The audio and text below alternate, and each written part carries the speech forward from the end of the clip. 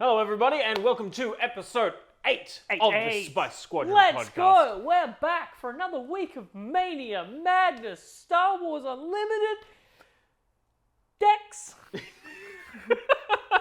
We are certainly back. We are. And it's been a relatively slow week this week in the official releases of stuff. There was no live stream this week, and we only have 2. Hey, the game devs have to sleep sometime. They've been working hard for 3 years. They should never sleep. I think it's true. Never sleep, release more cards. True. I think I like to think of this as a little build-up week to the... Because we aggression streams next week. Aggression streams next week. That's super Spiel exciting. is happening right now as we're filming this. I'm sure we're going to get plenty of spoiler over the cards. Weekend and stuff so, like that. Like, when this releases and there's a whole bunch more that came out during flying Spiel, around understand that we have to film at some point. This is the point where we chose, and Spiel's just kind of starting now. So if we get spoilers at Spiel,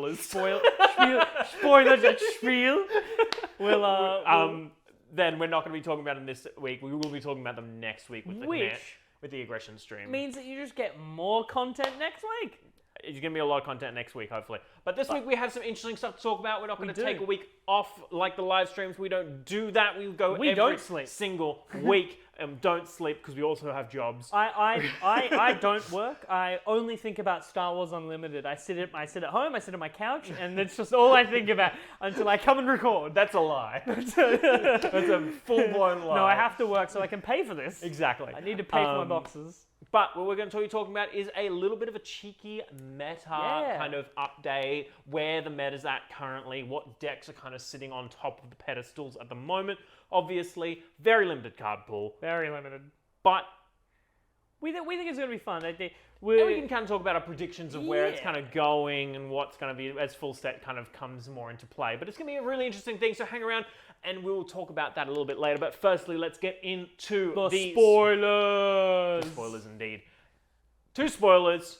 We're going to go with the less interesting one to start off with. It's a fine card. It's a fine card. It's Tactical Advantage. Tactical Advantage. So 1-cost neutral green, neutral command event. This is our final of the command event reveal cycle. Mm-hmm. It is give target unit +2/+2 for the face. Yeah. Pretty very simple, cheap, very effective.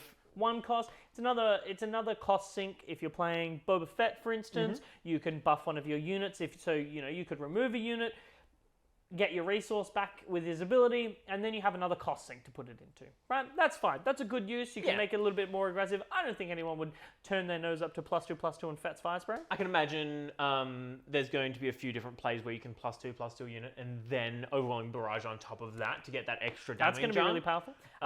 Using it on Sentinels is really good. Yes. If you're doing that. Especially in Chewbacca, if you're playing a blue-green Chewbacca. I wonder who could be playing that. Who knows? Check out the gameplay. But a blue-green Chewbacca, putting down a Sentinel and then giving it a +2/+2. For the phase is pretty good. It's for the phase both ways. Well, one's for the turn, one's for the phase, but they're essentially the same thing. If you're doing a really quick aggro deck, this is a 3-of to give one of those units +2/+2 to push it over the line to either trade for another unit or even just get the damage in the face. It's fine. Yeah. This is a fine card. If you're like, my deck wants to thrive on high power units and you're struggling to figure out what to put in, chuck this in. See how it goes. If it works in your deck, it works. If it doesn't, it's fine. Absolutely. I can really see this being used in maybe a red-green layer deck. That'd be interesting. That's going really balls to the wall kind of real aggro. hard. Like, honestly, early game doing this on a 2/3 Sabine unit's pretty solid. I don't mind getting in for 5 damage. And it's really tough to remove that early, so you're going to get that value out of it. It helps you dodge cards, and yes, the card at the end of the turn may die, but it doesn't feel as bad. Also in Limited, when you're in Sealed, opening this card, pretty good. Might actually push some things across the line. So all in all, it is a pretty good card. It's nothing remarkable, but it's fine. And you know what? Every card game set needs its cards that are kind of the baseline foundation. Yeah. And nothing remarkable, because if every card in the set was good, the game would be unbalanced and wild. So we sometimes need those cards that are, you look at them and you go, you know what? This is a fine card. Yeah. And the interesting thing about this card is it is quite possibly the last neutral green event that we're getting. There is one more slot that could potentially be it, but it's more likely that it's going to be another upgrade. For those of you wondering, James spends his waking moments filling out a Excel spreadsheet that he has I'm designed. one of the spreadsheet guys. He's I one know of the the Discord spreadsheet have talked about the spreadsheet people a lot. There's a couple of James spreadsheet people on there. is a I am a spreadsheet spreadsheet man. He's one of your people, spreadsheet folks. It's pretty helpful. It's interesting to see maybe where the set could go, and it's purely prediction based, but it is fun. Speaking of interesting and fun things that could be good, the other card revealed, very exciting and very surprising. I didn't think we would get this early on, honestly. No. It is our first rare leader. Yes. And it is our first in-set villain aggression leader. Yes, because the Vader is those starter deck exclusive, Starter so deck therefore exclusive. not part of the set. Not actually part of the set. Grand Inquisitor. Grand Inquisitor. Grand Inquisitor indeed. Grand Inquisitor is really interesting. So on his leader side, he is a tap this leader, deal 2 damage to a friendly unit, and ready it. A friendly unit with power 3 or less. Power 3 or less, that is very important. That is very important. And then he deploys at 6 resources. So he deploys at the same turn that Luke Skywalker does. I believe he's a 3/6. He's a 3/6, So yes. he actually dodges a lot of relevant removal in the form of force choke, in the form of takedown. It's a leader he is low statted. He is the lowest statted to cost ratio leader that we have. I would dare say, though, in the flip side of that, he's one of the most aggressive we've seen. Yes, but that's because his ability is what takes the forefront of the deck. You build the deck around the ability, not the body. Which is exactly what Fantasy Flight Games said when they were designing the rare leaders. They said these are decks that you're going to want to build around constructed play. And if you want to know a little bit more about the ability versus stat ratios, we talk about it a couple of weeks back in What Makes a Good Card. His flip side is on attack.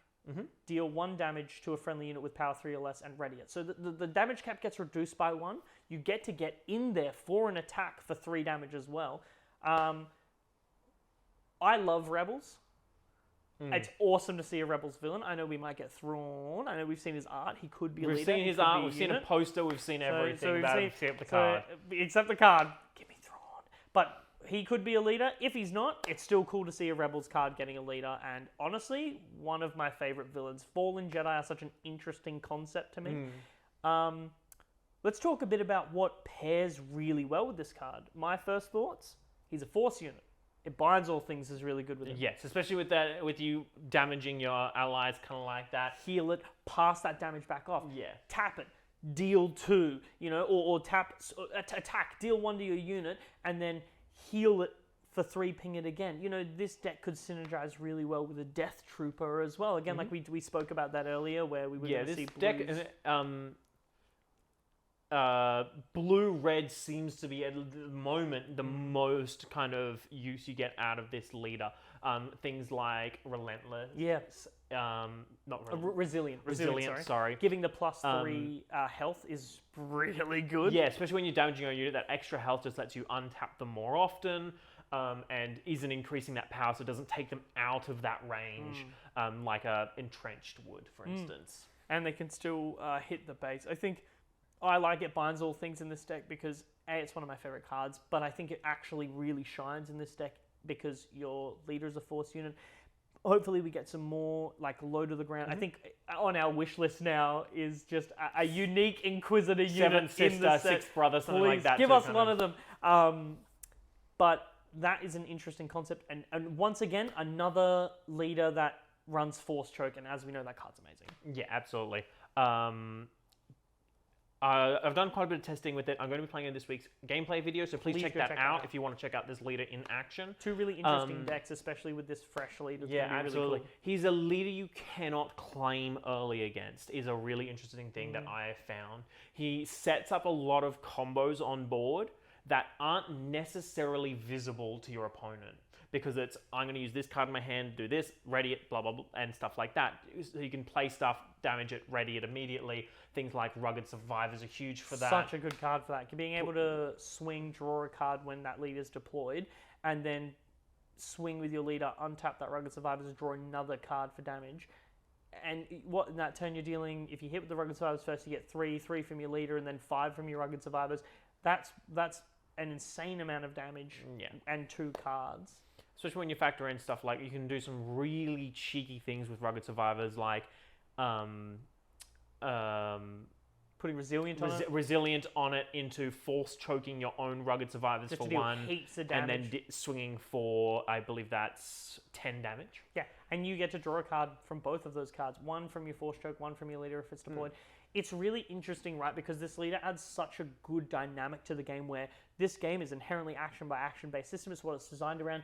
We've not seen a deck that actually thrives on awesome you've claimed. Finally, I can take my turn uninterrupted. Exactly. It's so cool because that deck, it'll probably spend its actual actions, maybe removing here or there, or mainly prepping up for when your opponent claims, and then you can just go all out with that aggression. You don't want the initiative in this deck. You want to be able to swing in 4 or 5 times uninterrupted and make your opponent go, whoa, what am I going to do next turn? How am I getting out of this? There's definitely times, like turn 2, for instance, where I've played, take turn 1, I've played something, my opponent's played something, I'll pass, give them the initiative. Like, I'll say, okay, I pass, you can have the initiative, and then they claim, goes to the next round, because I want them to be using their resources and tapping out, and then I bring in my plans. It's a very reactionary kind of style deck, right? It's interesting. I like it because it kind of reflects the Grand Inquisitor for me, at least, where he is a reactionary character. He was the first, I guess, Thrawny-esque villain we've seen where he's more thought out. You know, the Jedi archives are quite complete kind of guy. And I think that reflects really well in this leader where on the surface, people may look at this leader and go, I don't want to damage my own units. Why would I do that? But it's a resource, and it's one that is used extremely effectively with this deck. Yeah, or on the flip side, be like, well, I got to use this ability every single turn to swing. And it's like, well, then you just make everything really easy to remove. Yeah. And you're damaging yourself that way. In the wise words of one of my favorite Jedi Masters, patience, as Obi-Wan Kenobi once said. I think that deck really thrives on that. And it's interesting, right? Because this deck's really cool because one thing that a lot of people don't expect in this game, and myself, I get caught out by it all the time, pass. What could they have? What could they be doing? Yeah. I think pass is such a powerful thing in this game that it's going to take people who are just getting into the game, and because the game is just starting, people in general, to kind of really lock on to the fact that that can be a really powerful tool in your arsenal. Yeah, it is a very powerful in tool. a way that it's not just, I'm standing here with an open fire, I pass. But there is actually a lot more to it than that. There's a lot of mind games. You may have a card that requires some setup, and you don't want to do that until you know your opponent has gotten something out of the way. If I've got a big board going on and, you know, I'm trying to bait out something like an overwhelming barrage, I can use pass on that, and I think this leader uses it really, really effectively. I think this is a leader that will take some finesse to get really going, and I think that's cool because I want the rare leaders to be able to be like that. I want to see the common leaders be good and have that solid concrete foundation, and I want to see how rare leaders be like the Grand Inquisitor where it's interesting, it'll make you think, and you know, you want to build this deck that takes away games in a unique way, right? You don't want it to be like everything else. Yeah, and I find with Grand Inquisitor, at the moment, I'm fully happy to say Grand Inquisitor is not a great deck in compared to other decks that we have. Yes. At the moment, it is quite inconsistent on getting that set up. Yeah. What I think is going to be huge and is going to determine whether when we get the full set reveal, if Grand Inquisitor is going to sit at the top of that kind of aggro style and be able to pull that off, is if you're going to be able to get that. At the moment, there's a chance you get that perfect turn that feels amazing. So it's going to be about whether when all those villain blue cards, all those villain red cards get revealed, can he set that up consistently? Yeah. Can he set that up every single game and have that right? big blowout turn that does 12, 15 damage? The reason we're so excited about this leader is not because we're like, it's meta, it's amazing, it's going to be the best deck, but it's because it represents something super exciting. It represents a really interesting alternate way to play. It heralds what the other rare leaders could do, and with enough support, it shows off a deck archetype that is really interesting. It's an aggressive deck, but it's a restrained aggressive deck. It waits before it explodes out, and I love that. I think that's really interesting. I think that's really cool, and yeah, right now it's inconsistent, but that's purely due to the card pool, and I don't think we should be writing off cards right now. No. Until we've seen the full set. and maybe even until a couple of months afterwards when we've played with these cards. Because I saw a lot of negative reactions towards this leader when it revealed first, in the sense of people not just dunking on it, but more so not understanding exactly what but people just kind of being like, interesting, why does it damage my own units? Interesting, but why would I do this? So it wasn't necessarily people just going, this leader's straight up bad, but more so people just looking at the card and going, that is interesting, I wonder how to better utilize this. And I think a good way to do that is by showing examples like Rugged Survivors and just going, these are the cards that work with it, so these are the kind of cards you want to look out for when the full set releases if you want to build your Grand Inquisitor deck. Yes, and I think a lot of people were talking about how they felt that this was a limited format rather than a constructed format leader. I completely disagree with that. I think that this is a deck that needs to be built well to run well. I think a lot of people are going to build decks that are on paper kind of good, but don't have the tools to get that setup going, and are going to feel like the Grand Inquisitor falls flat. And that might be the case even if you build the deck well, if there's not those resources to really support that playstyle. But I think even with the current card pool, where they're heading towards, I think you can Grand Inquisitor is going to be a really interesting deck to follow as we go along, and not let kind of fall out, because right now maybe it's not the best. Yeah. And you don't want it to fall out of your mind right now, because it's definitely a leader that's going to have some tricks up its sleeves. Yeah, and he's going to be if you sit across from the Grand Inquisitor and you discount it because you're like, it's a sealed deck, I can assure you, you will probably lose that game. Yeah. I think that's true with pretty much every leader. As soon as you underestimate a leader, you're done. Every leader has things that it does really well. Otherwise, you wouldn't build a deck around it. Yeah. So you need to, like, and it's one of those things where it's like, even leaders that aren't the meta can beat you if you underestimate them. I think the leader, as you were saying, I think it's not a limited leader because it's about resource management. And every game's about resource management. And you may be scratching your head, be like, but it isn't limited about resource management. And it is. But it's in the name, it's limited. Whereas you need to be able to craft this deck with the resources to be able to make it function. It needs its pieces to work. If you're just throwing in 3 power units so you can tap and untap them to attack again in a limited game, you're not thinking about people trading into those units. You're not thinking about this or that, the other. You're just thinking double attack, which most of the time it's probably not going to happen. And then you're leaving yourself vulnerable. This leader is designed for constructed because it wants its pieces, and we know that that's the case because that's what FFG has said. Those rare leaders they can be played in limited, but they are designed to mainly be used for constructed, and that's great. That's a good balance between leaders. That your common leaders can be used really well. There are some interesting decks that can be made with the rare leaders in limited, and both of those leaders can be used to create well-rounded decks in constructed. Yeah, and if you're wondering, well, what use is this really apart from just damage? All you need to do is look at Ezra, right? How good that on-attack ability is on a 3/4 body. If we get something like that in red aggression that has an ability that's on of that level on attack, then that changes the game for Grand Inquisitor. Rugged Survivors is on-attack draw if you have your leader out. Drawing 2 cards is already good. Can you imagine if we have something that's on attack, put an experience counter on something, on attack, play something?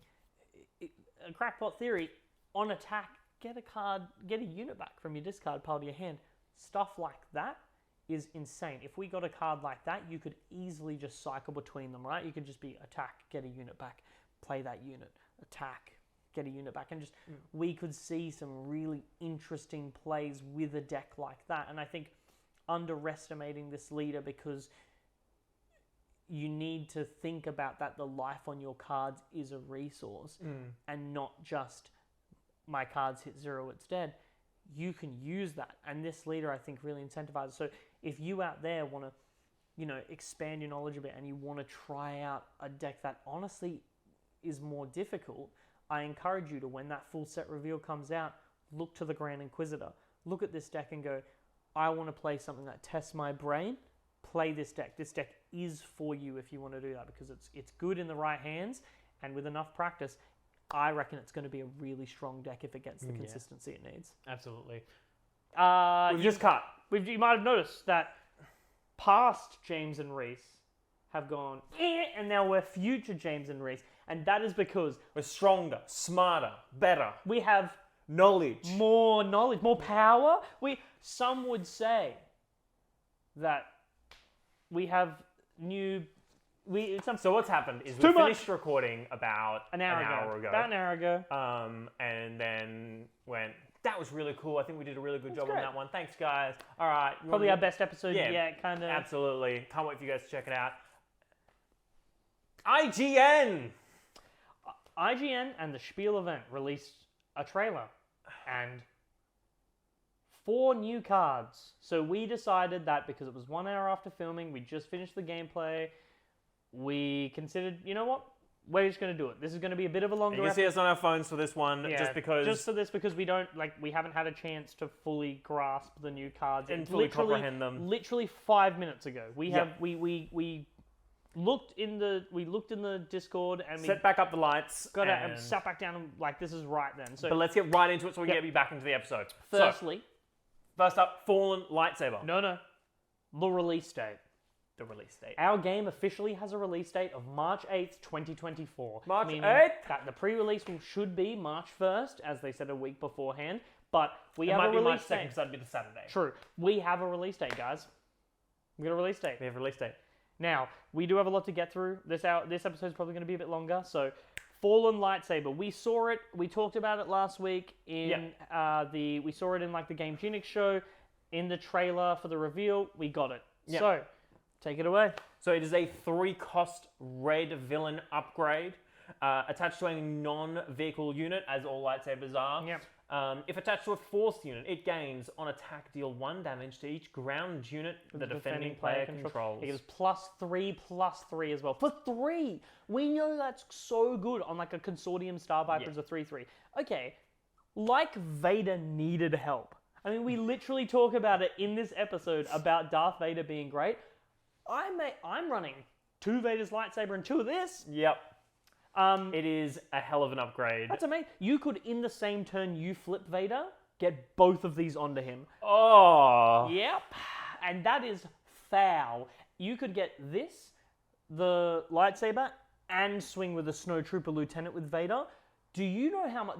That's how much damage is that? That's 12 damage. 5. That's 12 11, damage. 13. That's 13 damage? Yep. Not to mention... 5 plus 6, 11 plus 2, Not 13. to mention, 1 damage to all of your ground units, and 2 damage to any unit I want. And 4 damage for equipping Vader's lightsaber. And 4 damage... Do you see what we mean? This is amazing. It's very good. It is a rare card, and you guys know how I feel about lightsabers. Love them. Give me the laser swords. Give me all of them. I can literally stack my Vader up. Honestly, we talk about the deck here. I think it's a really good meta prediction. This just made it so much better. This literally does everything that Vader deck wants to do. But keep watching the video and you'll find out more about that deck and why I think this card's so good. But we've got too much. We can't stop the train here. I'm excited to talk about this card. We sat down at the gameplay table and we were like, do you know what would be a really cool card? One that defeats a unit and untaps. Not even an hour later, 20 minutes 20 minutes later, we open up the general, and here he is. Interestingly enough, in Spark of Rebellion, we have Mace Windu, Party Crasher. Let's go. He is the 2nd legendary unit that we have seen. He's the first red legendary unit that we have. Red Hero. Red Hero. A hero, obviously. Red Hero, he is a 7-cost, 5/7. Force Jedi. Republic. I like that. He has Ambush. We love Ambush. And when this unit attacks and defeats a unit, ready him. What's that? Bing. You've got a bunch of little boys on your board? Okay. I'll just entrench my Mace Windu and clear your board. Oh my gosh, I'll swing into this and ready Mace Windu and swing into that and ready Mace Windu. It binds all things. Heal Mace Windu. Deal damage. Because he's a Force user. Because he uses the Force. About 5 minutes ago for you guys, I was just talking about the Grand Inquisitor and it binds all things. That card slept on. It binds all things is great. Use it in your Mace Windu deck. Sabine's just got a new finisher. Yeah, Sabine's really been pushed up with this card. I think this card really works well. Obviously Sabine doesn't love high cost cards, but this card is a card that will save you Such a good play. Like Sabine burns out really quickly. Simply pulling this card can actually rescue you. Yeah. Especially we're getting some more upgrades. Give Mace Windu a blaster. Give him so uncivilized. Give him resilient. Like he becomes a 5/10 with ambush. What are you gonna do?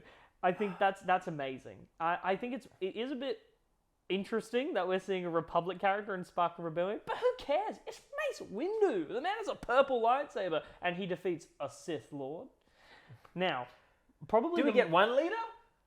the most exciting thing, we got 2 leaders. Two leaders. And a rare leader. Yep. We also one rare leader, one uncommon we leader. also now or common leader. officially have a yellow hero leader. Which is very exciting. I'm pretty sure, does that mean we have now 1 hero and 1 villain in every color inset? Yes. Because we've got Krennic and Chewie, we've got Sabine and Inquisitor. No, we don't have a hero command. Yeah, we do. Hero. Leia. Leader. Leia. Never mind. I lied to So, you. let's start. We'll go through the first leader because I think this one is very good, but it's not as exciting as the other one. IG-88. Yes, so this is going to be the common aggression villain leader. So his first ability is action tap him. Attack with a unit you control. If you control more units than a defending player, the attacker gets +1/+0 for this attack. That's cool. A red go wide strategy that's directly based on aggression. It's really good. You know what works great in this deck? Ozzel. Yeah, Ozzel, if you can play 2, like the old play 2 first order. So Death Star Stormtroopers, get him out there. Swing 1 is a 4/1. That's insanely good. Yeah, absolutely. I like to see the kind of go wide playstyle, and you know what's even better? So he flips at 5. He flips at 5 resources. So he's on par with Leia there. He is a 5/4. Interesting. He has more attack than he does health. He bit of rough because he can get takedown, but each other friendly unit gains raid 1. So when they attack, they get +1/+0. If you have a wide board and a way to protect IG-88, oh my gosh, it's going to put some damage out there. And I think this is the kind of, we were talking before about Grand Inquisitor and how building around him in a deck is an intricate thing and you really need to pay more attention. This is the deck where it's more, I play big units, I swing your face. You play units and you play as many of them as you can. So yeah, it's a good contrast. Now that we have both leaders, we can show that contrast. Yeah. Grand Inquisitor is one you want to build a deck around that requires a bit of finesse and thinking. IG-88's literally just like, put in the best attackers, man. Do it. I'm going to make them good. Yeah. Don't even worry about it. Play attackers and play lots of them. As many as you can. Pretty cool. We can run a lot of good stuff. And now, I think for the card, that is cool. Both Chewie and Han have some funky artwork. I love both of the artworek. I was like, whoa, and then immediately went, actually. I think Chewie's a bit goofy and I like it. I like that the Han kind of matches up with him. So we've got Han Solo, Audacious Smuggler. He does look audacious. He does. This is the man that made the Kessel Run. Now, his ability is tap him. Put a card from your hand into play as a resource and ready it. At the start of the next action phase, defeat a resource you control. This causes so many plays to be possible. So many. What? Yellow appears to be just the play extension color. Have you wanted to resupply turn 1? Oh my gosh. James, I think I did, because then I can start my turn 2 with 4 resources and not lose anything, and get to 5 using my Han Solo's ability turn 2. Do you want to get a turn 2 Han Solo out if you have 2 resources in your hand? Because I bet you do. Because you could go tap on turn 1, resource, tap 3, resupply, draw 2, put 1 down, and turn 2 you can pay 3, resupply. Han Solo's ability, place the card. Place the card in you. You would need 2 resupplies in your opening hand. But that would you lose a lot of cards through that, but that would be pretty whack. That would be crazy. James, do you like Ezra Bridger? I do like Ezra Bridger. Do you like Ezra Bridger turn 1? Do you like Ezra Bridger turn 1 coming in with ambush with the Green base? with the green base? Honestly, I definitely want to take my green yellow layer list and just give it a shot with Han and see how we go, because Absolutely. there's a lot going on there. Oh yeah. Swap that over to a green base instead of the yellow base, and there Not to is mention so much you Han can do. Solo on his flip side, he's a 4/6, so he's got a tough body and he's got good attackers. If you can get that God turn out, His flip side is also interesting as well. On attack, put the top card of your deck into play as a resource, ready it. At the start of your next action phase, defeat a resource you control. You lose no hand. You don't lose that advantage. You can flip him and swing and get another resource on turn 2. If you get the God hand, you could get 7 resources in play. And we thought green was ramp. How foolish we were! It's silly. all about yellow Han. But I gotta say, that leader is pretty insane. That play extension is nuts. And we know like ramp is good. I actually think that green yellow Han's gonna be a pretty interesting deck. And we talk about green yellow layer and why it's good, and I think a lot of the same things can apply to this leader. I'm very excited to test it out. It's the kind of deck where if you have some card draw, you can completely there's been a lot of talk about skipping 1 costs because they can be a little bit awkward to play in if you're not playing Vader or Luke. Yeah. With a mana sink to kind of put that extra 1 resource into. With Han Solo, you could potentially create a full 3 cost, like 3 cost minimum deck. Yeah, it's absolutely awesome. I think, man, I gotta say, I love Callus in this deck. Because you can just surprise Callus, like, so early on in the game. You can just be like, tap Han, put a resource in play, and your opponent's like, okay, maybe wonder what he's gonna do, I'll do this and this, and you go, cool, slam Callus. A turn earlier than you thought, draw a card. I think there's going to be something absolutely cooked with just turn 1 resupply into just 2 resources ahead. Yeah, because remember, your resupply, you do defeat 1, so you get 4 and you defeat 1, but then your turn 2 is you're at 4 resources. If you activate Han's ability, you get another one. I can get out a turn 2 Chewbacca Loyal Companion. That's a 3/5 Sentinel that if you attack him, he untaps. That's turn 2. Turn 2, I could get Ezra out and Asteroid Sanctuary him all in the same turn. And we know how good that is if you watch last week's gameplay. Like, there is so much Han Solo can do. And honestly, I like that they gave that to Han. I think that was a good... I think he was a good character to give that to. That ability is going to be extremely strong. And in any color that you play, red's just going to play out beaters that are going to have real trouble dealing with. Green is going to just ramp to... faster than any other deck can, and like blue is just going to have all of that kind of removal with the vanquish and the so much earlier, and be able to put down all those sentinels. Like, Han is just a way to make everything that he touches faster. Yeah, if you want to play a deck that, and I think that's really interesting, right? Because that's risky.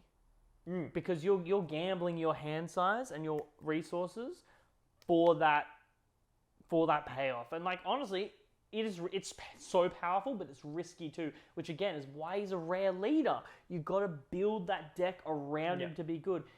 Another interesting thing, I think, just going back to IG-88 for a second, I just thought of it.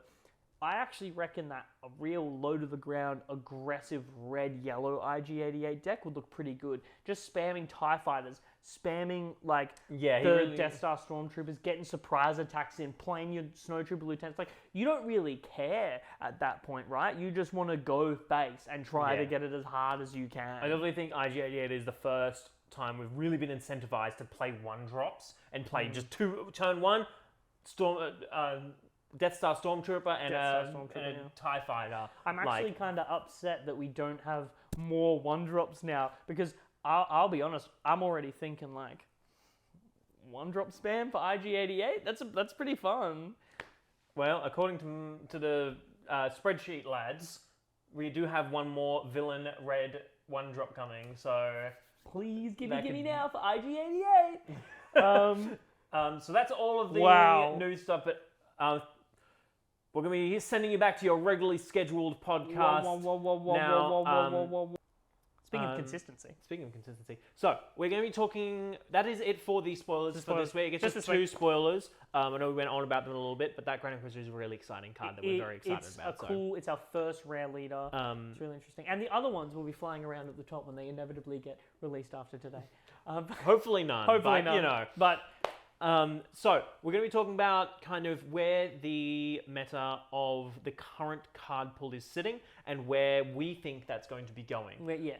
Currently, we cannot start talking about decks before we start talking about Command. Because, funnily enough, we both chose 2 decks to talk about. Before we do get into Command, I want to preface this with something. Firstly, for those of you who don't know, the meta is the most effective tactic available. It essentially is the best deck or the strongest deck in a competitive format. For those of you who have played TCGs before, you know exactly what we're on about. This is also purely our opinions. Oh, yeah. Currently. We've seen a lot of these decks floating around. And we're idiots, so... Yeah! Stupid Spy Squadron guys? What are they on about? Don't be silly! But essentially, a meta deck is just a deck that rules the format through a number of means. One of them is consistency. A lot of these decks will have one thing in common, and that's just they have so much consistency, meaning that they can always pull off the same things and go down the same lines with very, very little difficulty. Little variance. Which makes for a solid deck build. Now, one thing that is consistent across all of these, is just as James was saying, is Command. Yeah, all 4 decks that we're going to be talking about today have Command in them. So in kind of a way of not every single deck we talk about being like, and then the Command cards do this. It's like, we're just going to talk about Command just to start it off with. And we're going to talk about a couple of different cards in Command that to us really bring forward what the color's about and what cards we look at and go, okay, this is good for these reasons, and that's why we would include them in the deck. I think the first thing I'm going to talk about is Recruit and Prepare for Takeoff. We're going to talk about them together because they're very similar kind of cards. They effectively accomplish the same thing. Both of these cards are cards that boost the consistency of your deck. Yeah. Right? They allow you to get the pieces that you need when you need them, and really be able to shine. Prepare for Takeoff, even gaining new cards. Is pretty strong. Is absolutely huge. We've seen currently that space can be a really effective tactic. So Prepare for Takeoff, being able to fetch those units that you're after is really good, and being able to +1 from that. And Recruit overall is a good card to early game use to get pieces for late game. One of the decks I'm going to be talking about very much relies on an aggressive play style that is very linear currently, and I think it's a very solid deck. And these cards help that really take it to the next level. I need to see the Snowtrooper Lieutenant. I will recruit in the early game when I'm not doing much, because that's what my deck wants to do, so I can get my pieces for the mid to late game where I absolutely go ham. Prepare for Takeoff. I need to get space early game. Okay, fantastic. Turn 1. I'm not really worried about playing anything space right now. Pay 2. Boom. Top 8. Get 2 pieces. These 2 pieces are invaluable, and they're just going to help me win the game. Yeah. And obviously there is things to say about, like, when you say, I'm going to play Prepare for Takeoff turn 1, this is against decks that aren't going full aggro against you, right? You need to know what deck you're coming up against to play any deck that you're planning to play. It's really important. So if you're sitting down against a Sabine and you turn 1 Prepare for Takeoff, probably not good. Sabine is going to run you through, and you're just going to go, well, I couldn't have stopped that. Like, there was just too much aggression. It's like, well, it's because you... It's in the name, that's why. It's because you didn't respect the aggression early and you tried to set up for late game, like, and that's a huge thing about decks where you need to kind of gauge what your opponent is trying to do to make the best play. And one good thing with these cards, right, is we're not just saying, like, you might be thinking to yourself, but then why did you just say it was good a second ago? Resource it. You're up against a match that you know early game Prepare for Takeoff's not going to be good against. Resource it. And then if you draw one for the late game, the aggro player has burnt out. If you get to the turn, because that is aggro's whole thing. They want to end the game as quickly as possible, and just like we see in any game format, the longer the game goes, the more that bright candle burns quicker, and you will be winning that attrition battle. For your late game, when they have no cards in hand and you prepare for takeoff to get your 2 space pieces, your aggression opponent's going to be looking down going, please no relentless, and you're going to go, yes, slam 9, relentless. Yeah, it's one of those things that's really interesting when you're building an aggro deck as well. For instance, when I was building my Grand Inquisitor deck, as you will see in the gameplay video, I actually removed Palpatine. That's interesting. Because it's just too late game. It's too late. You Like, don't want to get Palpatine's to that great point. when it comes down and deals 6, but if I've reached that point in the game, Probably not winning. I've probably already lost, and that 6 damage isn't going to matter. It's like- not gonna. Yeah, it's not gonna change the game in a way that's meaningful. Yeah. It'll be a tapped 6/6 with overwhelm that deals 6 damage, but at that point, I'm at a bad point. So it's interesting to think about. You need to know your matchup. Like, playing a strong deck in a lot of cases doesn't just mean you're always going to win. There are definitely some decks out there, and I'm sure we'll encounter probably one of them where you play it and it's just so good all the time, even if you just like switch your brain off. But the great thing is right now, and I'm pretty confident. I pretty confidently say in set 1, I don't think we're going to see that.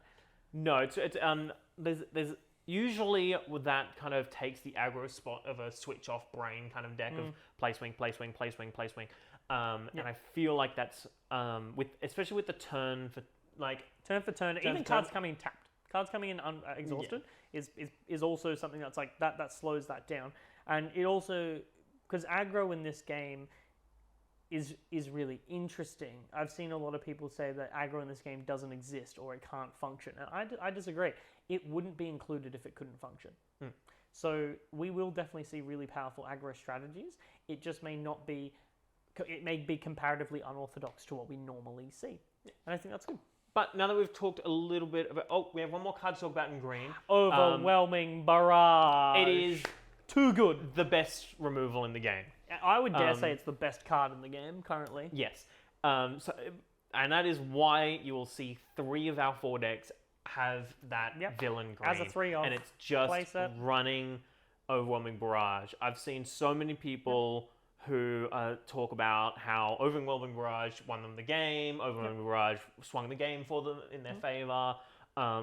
Kills units, buffs your unit to deal more damage, clears board, hits face, big. What more could you want? I flip my leader. I flip Vader. I put this on Vader. I'm killing your whole board and swinging at you for 7. Yeah. It's just one of those cards that is... The whole set isn't revealed. That's fine. This is going to be a good card when the full set reveals. I can confidently say. I think we maybe it drops down to a 2-of. I think in most green villain decks, you will be seeing this card. Yeah. I can confidently say that. I don't see a strategy where this isn't going to be included because it's too good. You buff a unit and you can kill so many units. Yeah, it's just the spread out damage is amazing. Is so good. If you're running green villain, you're running this card. Like, it's it's just one of those cards where when you see it for the first time, and I'm pretty sure a lot of people agree with this, when you see it for the first time and you actually understand it, you're like, oh my god, this is just going to be a card in the format. And the great thing too is it's a good card. It's great. It's not oppressive. No, there's definitely there's ways around it. Ways around it in that they need to have a body on board. If they don't have a big body on board, it's doing that a lot less damage, that kind of thing. But it's still very, very, very good. Yes. And I think get your playsets now. Get your hyperspace foils now. Or in March. Give us the release date. Please. Please, give it to us at Spiel. So, without further ado, shall we move into the first deck? Yeah, absolutely. So, first thing I'm going to be talking about that runs every single one of the cards that we've just talked about is my green-yellow Boba. You will have seen it last week on the gameplay video. It's been tweaked slightly since then. I've added in 2 asteroid sanctuaries to the deck because it is Ridiculously good. Kind of in that game, I kind of realized how good that card can be for my deck. And it's very good disruption, and in a Boba Fett deck where you can just go, exhaust that unit so that my 3-cost Fett can go into it and put a shield on my 3-cost Fett so you can't stop it. That is definitely a card that facilitates the engine. Yes. I know a lot of people talk about red-yellow Boba, and while red-yellow Boba is very good, red-yellow Boba burns out very quickly. We've played a few games where if I can make it past the early game, it's pretty much victory. And it's like, Fett's Fire Spray is going to be very good and can just win you games if they don't have the answer. But you also run that in green yellow Boba, which is more consistent. Yeah, and that consistency comes from those 2 first cards that we talked about. Yeah. Recruit and Prepare for Takeoff. Yeah. Now, you'll notice that I am pretty vehicle heavy in this deck. I run quite a few space units, and I also run AT-ATs. Now, most of the time, you're going to be resourcing these AT-ATs. Yeah. Most of the time. Sometimes you'll get to a stage of the game where they come in handy, and if you're playing against decks like Chewie or Luke, they can really come down and change the game. I've definitely been AT-AT'd Pieted before, and I can tell you, for those wondering, it was not a pleasant experience. But most of the time, you're going to be resourcing these cards, and they're just cards to be fetched by Prepare for Takeoff. Essentially to make sure you have enough vehicles in your deck to be hitting 2 every single time. And that was kind of the cutoff that I had for the deck. With the deck, the idea is to ambush either the Death Star DJ or Boba Fett in turn 2. You want to be using that to gain board control early, and especially if you're doing it with Boba Fett, you're keeping that board control very consistently. There's a lot of things that go into this deck. Getting at your leader is really integral because it's not only an aggression piece, but it's a heavy board control piece, which is what this deck values. It's an attrition-based board control deck that can utilize late-game aggro strategies. Getting into Death Star DJ means that you can potentially trade a low-cost or low-health unit to ramp 1 to get your leader out quicker. If you're able to get your Boba Fett Disintegrator Legendary in play. I learned this last week. If you flip your leader is technically still in play. So if I were to flip my leader and attack, and you ambush in your Boba Fett and swing, that Boba does deal the 3 damage to the leader, it is in play and has been in play since the game begun. This is a powerful play. We know that death on arrival against leaders is debilitating, and being able to do that while in a lot of cases still having that body stick around because of his amazing stats can swing the game drastically. Absolutely. And I think this deck does a really good job of transitioning to different points of the game. I've seen a few people talking online about how they're having trouble in the mid game in a lot of things, and I think a lot of the reason why this is because of the intrinsic value of turn 3 and 4 usually playing a 3-cost and playing a 4-cost, and then not using those cards until the next turn, right? That mid-game is really kind of a strange point of this game at the moment, where it's hard to have immediate value in those turns. A lot of the 4-cost units currently, admittedly, don't actually feel that good to play. There's a lot of really interesting cards where you see it and you go, this is good. Kanan, I love that card. It feels awkward to play it on turn 4. So I think the key to that is having a good turn 1 and 2 play.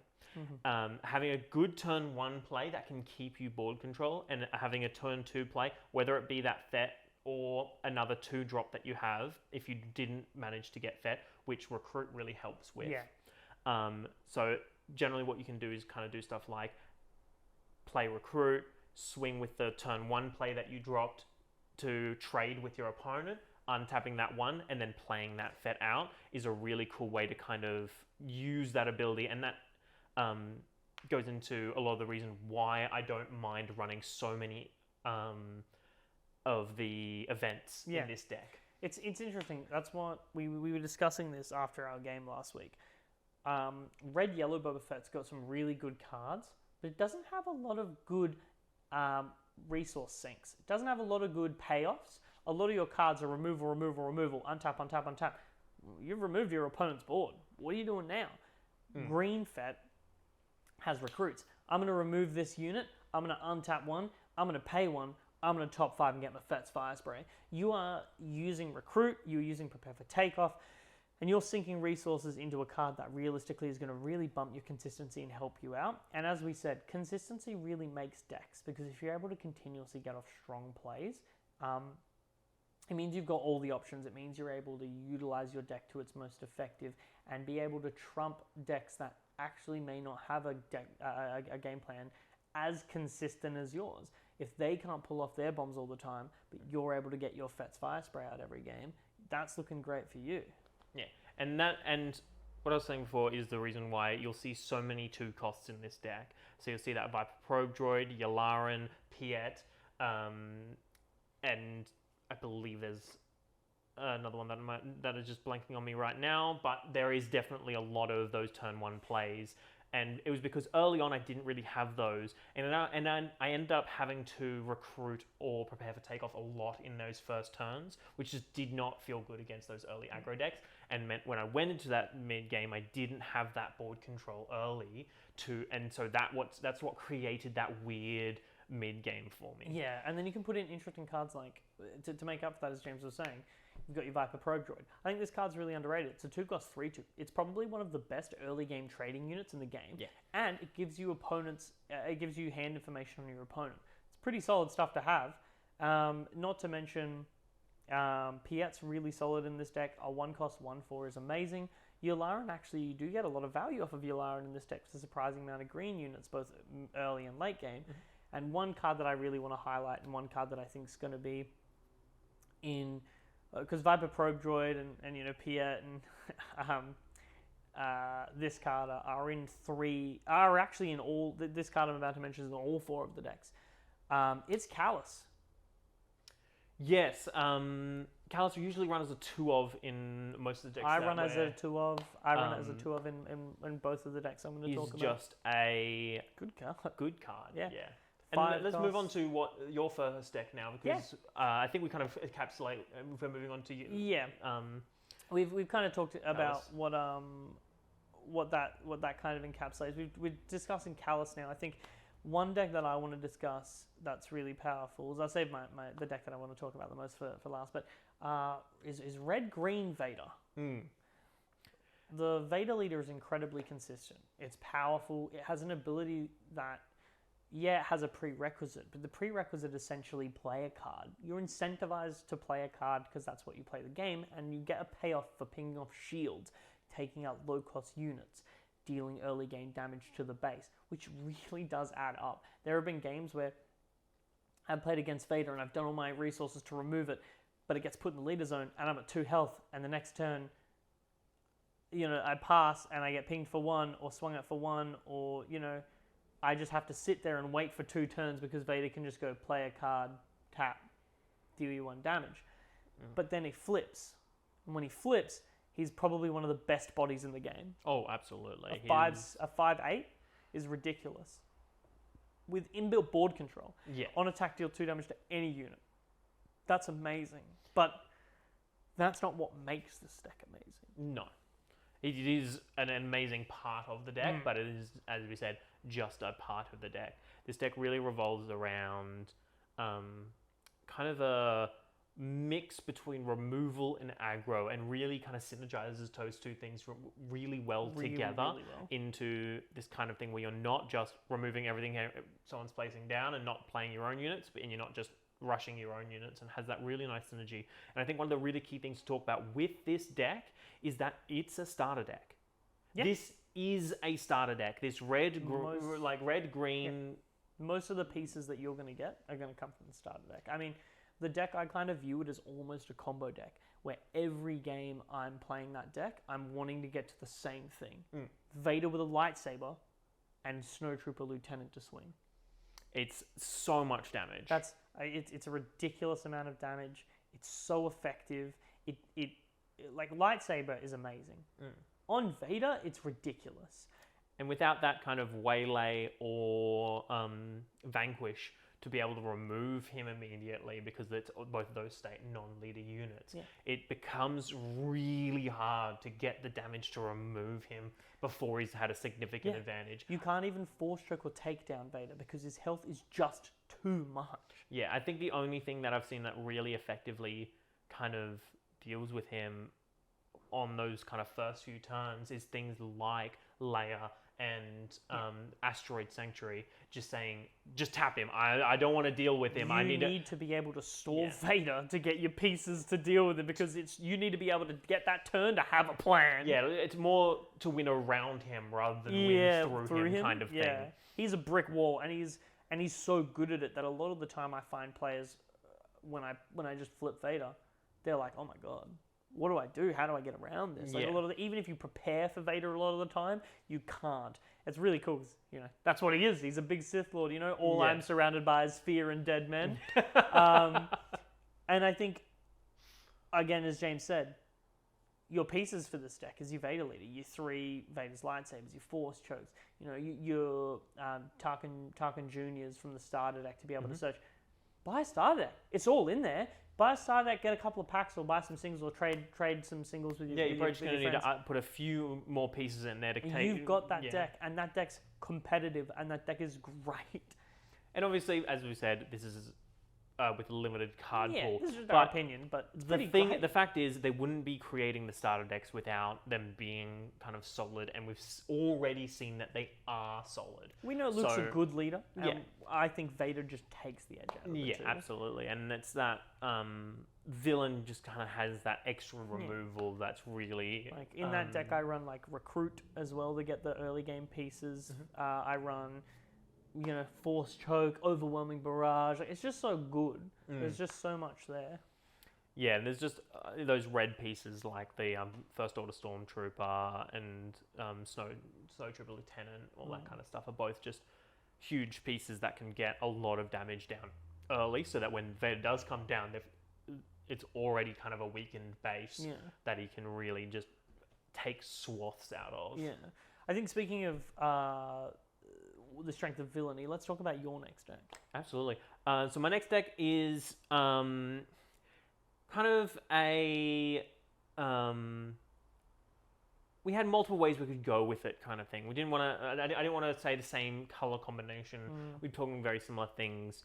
But I'm going to be talking about mono green Tarkin. Now, Tarkin can be run very well with that red package as well. Running those open fires, those early aggro Force units, codes, everything like that. works really well with him. But I think talking about the mono green Tarkin is really interesting because it's a deck that plays very differently too. That kind of, it is more about less units but buffed up and being able to keep those units on field by removing anything that you don't want there. I think this deck really shines a light on the command card. Yeah, that card's amazing in this and deck. really lets it put in a lot of work in the deck. Tarkin's ability pretty much being able to affect almost every single card in this deck. Anywhere from that Viper Probe Droid turning into a 4/3 to an AT Resilient, or one of my personal favorite cards in that deck, Emperor's Royal Guard, is insane. It's a 3-cost 3/4. It's a Sentinel because this deck runs a ridiculous amount of officials. Yes. I blink and I realize, oh my god, this card's official. Vias is an official. Piet's an official. Your leader is an official. The low-cost Tarkin is an official. Yularen's an official. And it also runs things like Callus for the ambush and for the card draw. You're going to be able to... This deck really thrives because it can get out units like Yularen and just keep its life healthy. It can play cards like, Cell Block Guard and Emperor's Royal Guard and just buff them up to make it so hard to deal with. By the time that you're about to do it, they play a command and put 2 more counters on it and just kill your biggest card to kill it. And then you're suddenly sitting there going, whoa, where did that come from? And for 4 no less? It's a deck that I think can begin to struggle against those really aggro decks. It's a little bit of a slower deck, But if you allow that board to kind of build up, and with the Tarkin's ability constantly buffing up things, you're going to find you're going to reach a point where you go, oh, there's too much to deal with. They're too big now, and it values attrition, I think. Absolutely. And that's really good. And one thing I think is really good to highlight, it's a monocolor deck. It's really good to see. I think it's great to have a monocolor deck really be in the format in a competitive sense, because when we saw those cards earlier, we had that discussion of, is it worth it to hamstring yourself by removing a color and options from your card pool? And it's really good to see that you don't need to.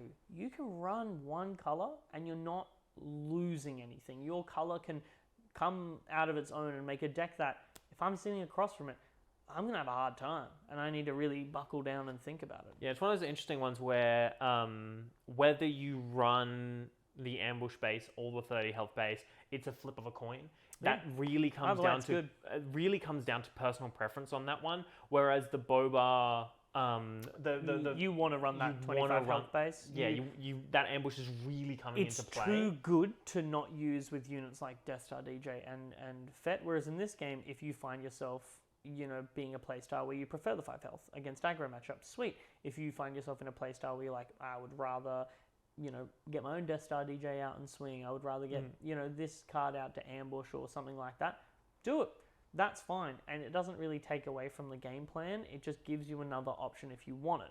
So it's purely based around what you really want. And I think that's great. I think it's good to see options in one color where you're not just, railroaded into running the same few cards because that's all that's in the card pool. I can see that when the full set releases, Mono Green Tarkin may have many, many options it can pick from, and there may be many build types. It's good to see. Yeah, absolutely.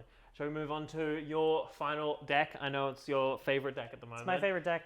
One of the top decks at the moment that people are talking about, especially really with other content creators. We've seen a lot of this deck kind of taking the forefront of what people are when thinking. When I saw this leader, I called it. I said, this is going to be my favorite leader in the set. I think it's going to be really good. I can confirm that. He said that as soon as it came out, before it was playable. Yep. I was like, this guy, I'm going to love this. It's Leia.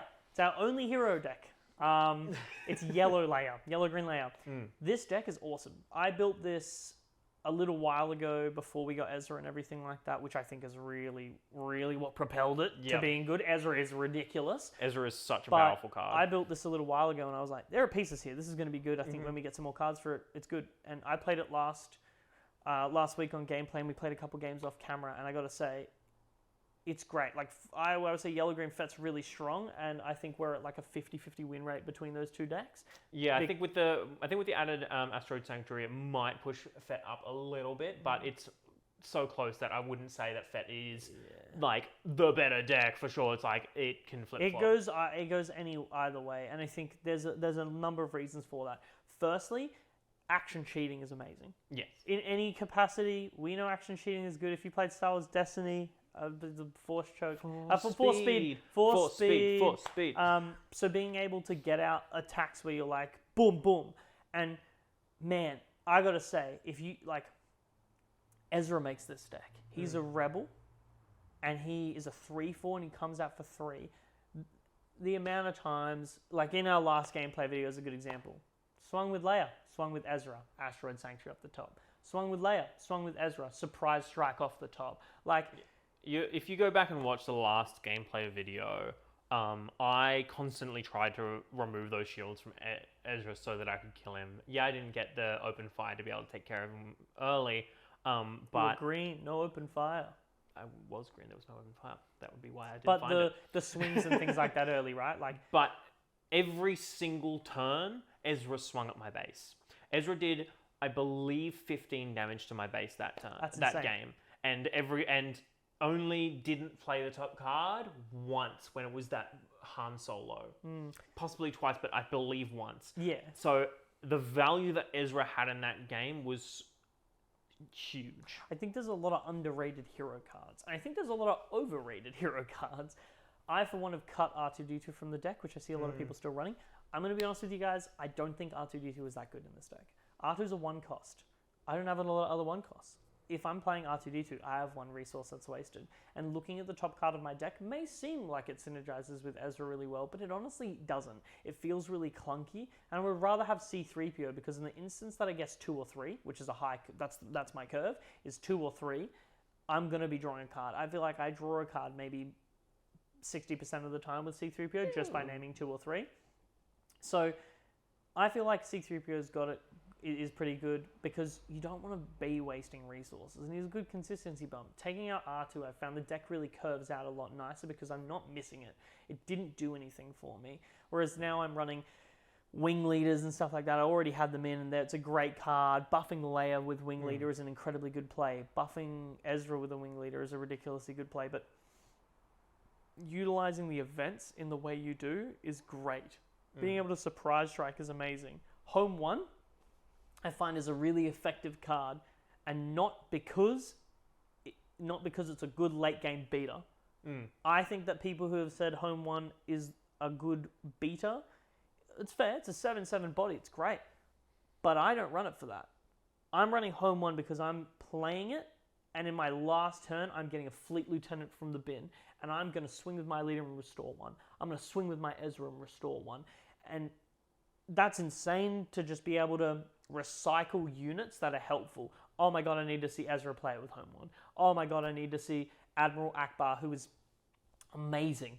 He's a great card. Like, I find myself often being able to get 2 to 3 units in either arenas, like running that Consortium Star Viper. I remembered the name. And being able to play Akbar to get that ping damage here or there on a body that realistically is actually really good, and he's a rebel, and he's got Restore to heal.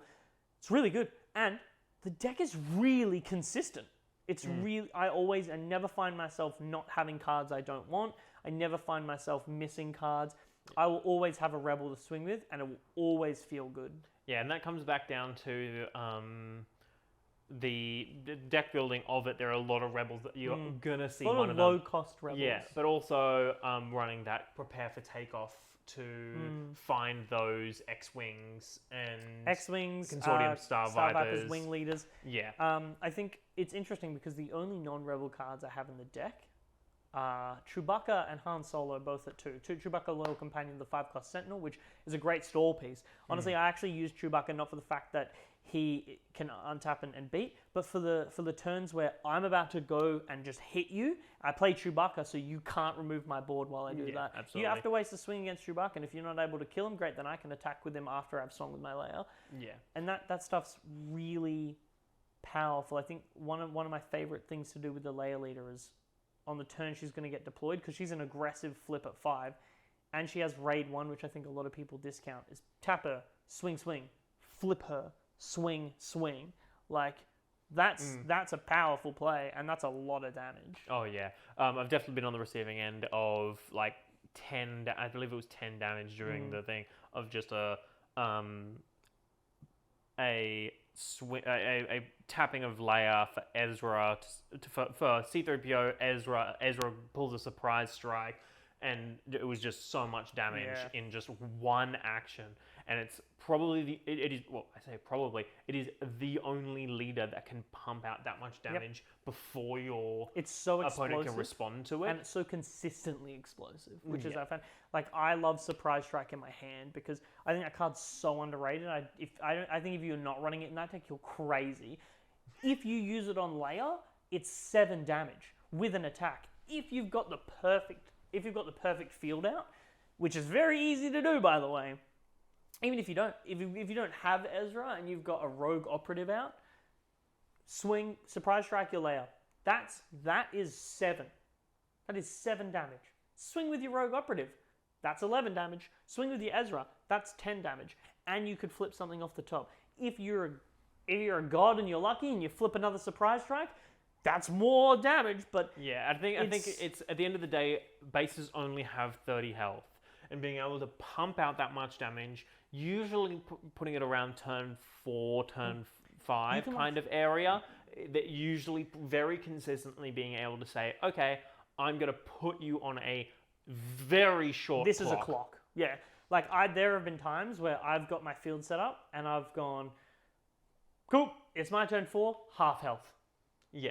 Next turn, you're dead. It's really, and it's one of those decks that's even like probably the only really effective way to try to start to mitigate this is that overwhelming barrage.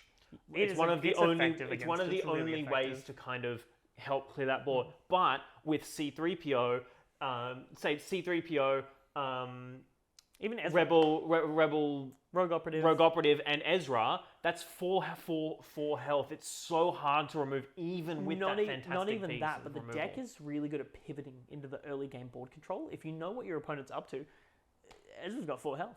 Rogue Operative's got 4 health. C3PO's got 4 health.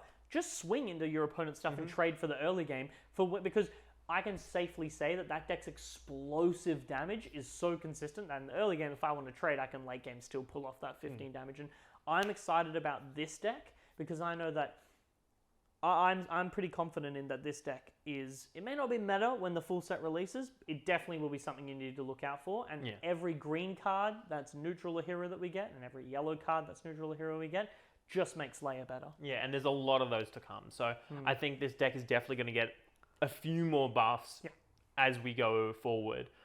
But I reckon even right now, it works really well. I reckon you just need to keep all these decks on your radar and let us know down below what decks you think are going to be really strong. I'd love to hear from you guys because we really only have time.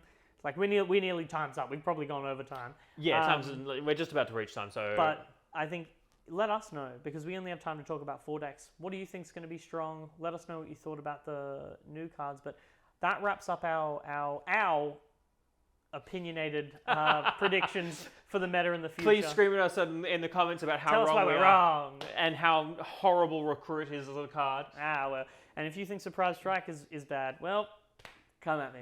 I think it's such a good card. I think that's all the time we have for this week. Next week will be the aggression stream. So we're talking about all things aggression, all things angry and mad and red. Yeah, so excited. Tune in next week for that. Make sure you watch the gameplay. I know we said it a couple times here, but I think we're both just really excited to test out these decks. So go check that out. Let us know what you think down below, and we'll see you in episode 9. We'll see you next week. Bye.